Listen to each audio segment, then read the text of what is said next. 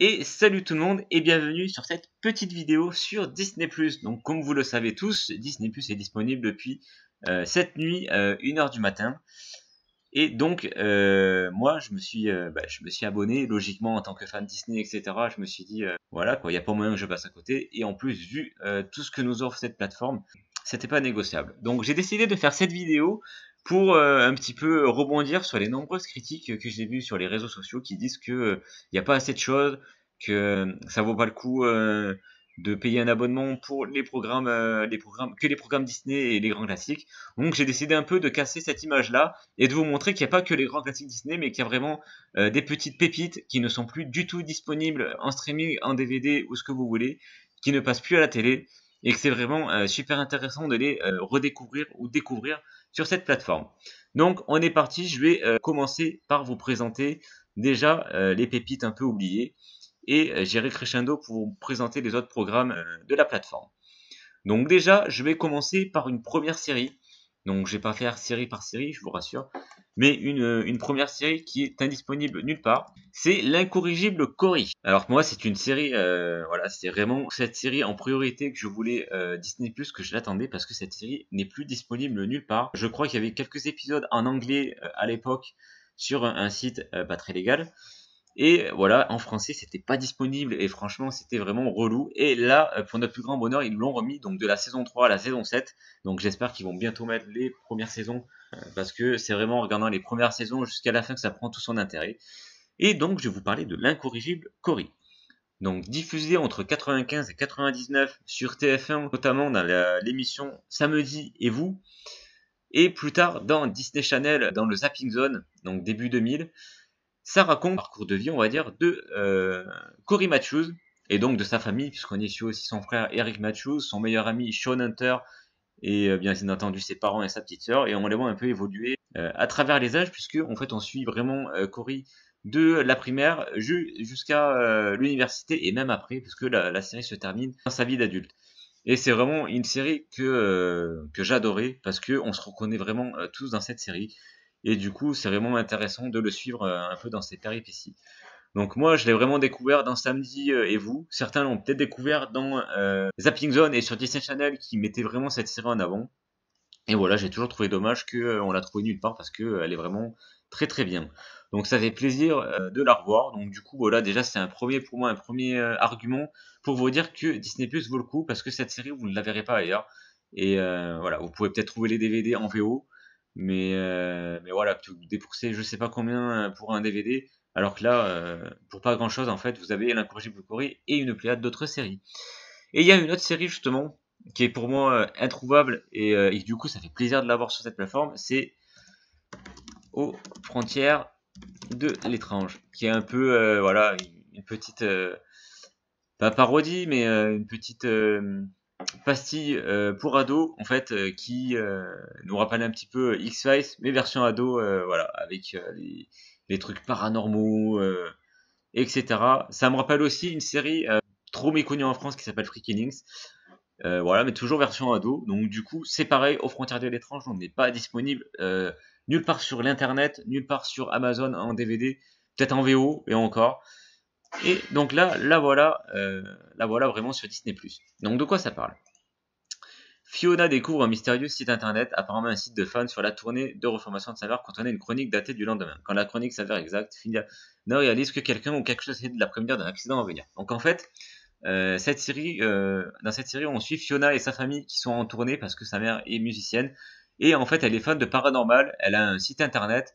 Et du coup, voilà, dans chaque ville où elle arrive, elle enquête sur des phénomènes paranormaux. Ça peut être des fantômes, ça peut être de la cryptozoologie. Enfin, il y a vraiment plein de sujets. Donc, c'est vraiment très tourné ado. Mais voilà, c'est une série qui est vraiment excellente. Ça fait plaisir de la redécouvrir.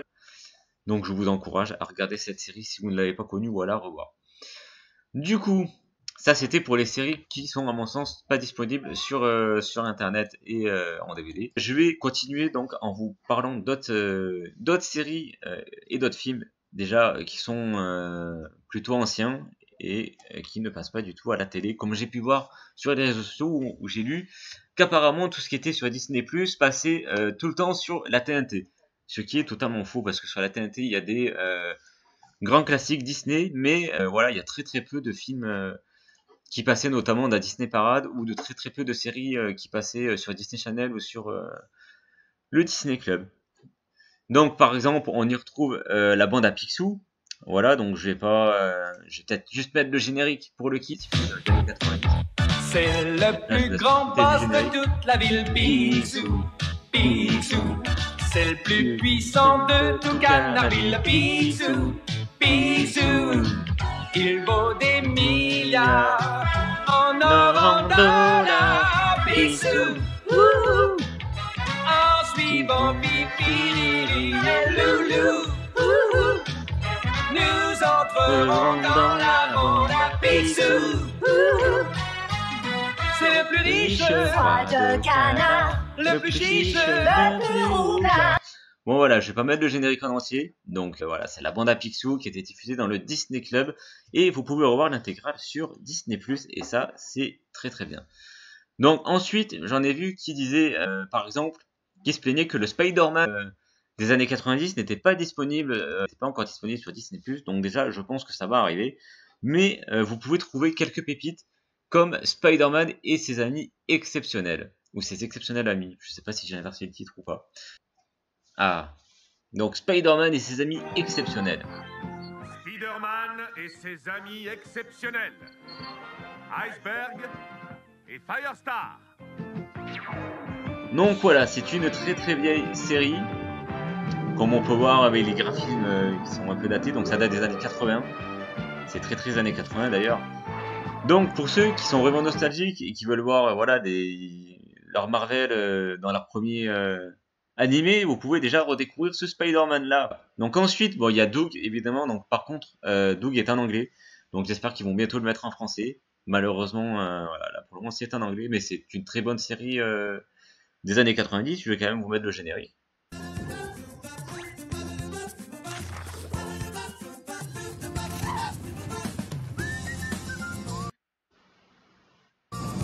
Bon, il y a des petits lags, mais bon, ça c'est normal. Je pense qu'on est beaucoup dessus.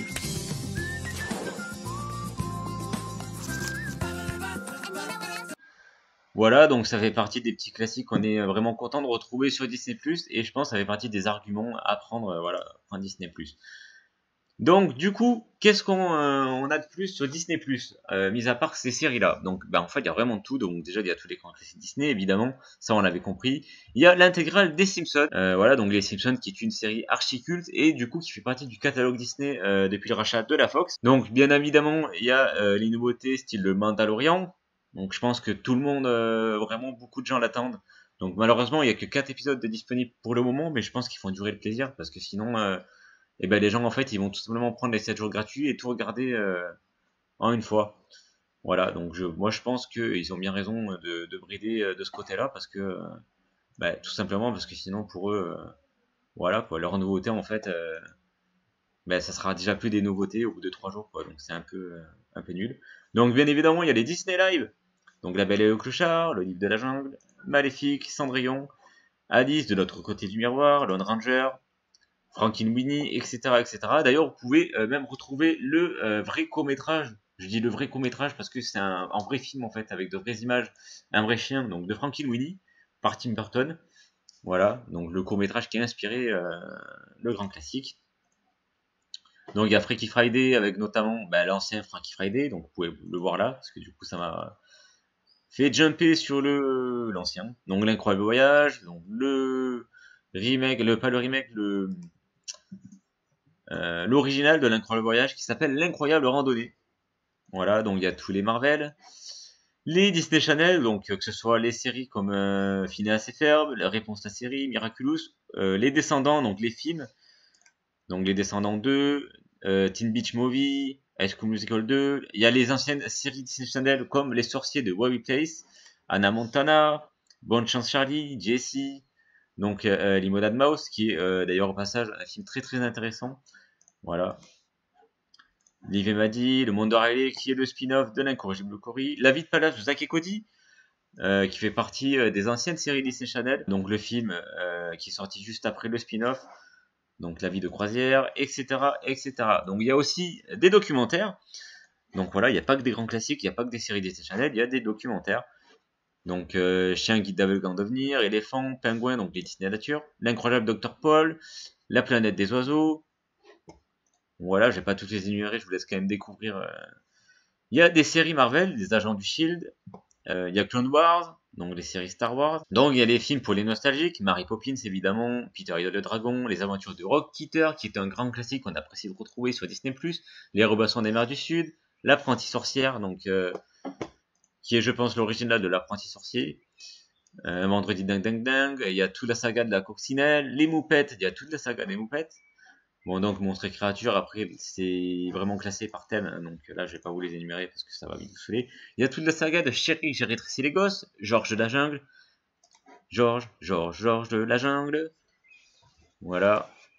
Donc bon, là vous voyez, Tic et Tac, Ranger du Risque, qui sont là aussi. Donc il y a des comédies musicales, donc il y a la série High School Musical évidemment. Sous les feux de la rampe, donc c'est Kristen Bell alias Véronica Mars ou encore Anna dans la Reine des Neiges, qui met en scène des comédies musicales connues, voilà, et reconnues avec ses amis. Donc c'est voilà, ça peut être intéressant pour ceux qui aiment les comédies musicales. Donc La Mélodie du Bonheur, Into the Wood, donc évidemment tous les Disney. Newsy, enfin voilà, il y a de l'inédit, il y a de l'ancien, franchement il y a vraiment de tout. Donc il y a qu'un proc 2, donc les Disney Junior, donc ça c'est pour caler vos gamins quand ils vous saoulent un peu trop. Les courts-métrages, donc ça fait partie des choses ultra intéressantes pour ma part, parce qu'il y en a des inédits, comme La vie en lumière, qui met en scène Bergère, donc on comprend un peu ce qui lui est arrivé entre Toy Story 2 et Toy Story 4.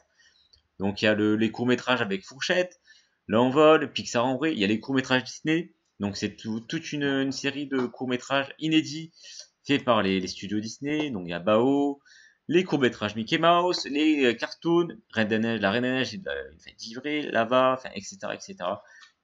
Vous avez vraiment tous les courts-métrages qui sont disponibles à la demande et sans vous casser la tête à les trouver sur internet.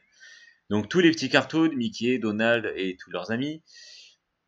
Des documentaires encore, donc avec Free Solo, Le Monde selon Jeff Goldblum, que j'attends avec impatience de le regarder. Du coup, je l'attends avec impatience. Donc là, je l'attends plus parce qu'il est sorti, mais il était une fois imaginaire quand on nous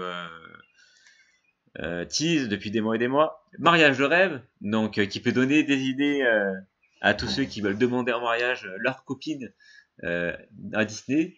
Donc ça met en scène des demandes en mariage dans tous les parcs Disney autour du monde. Donc voilà, plein d'idées.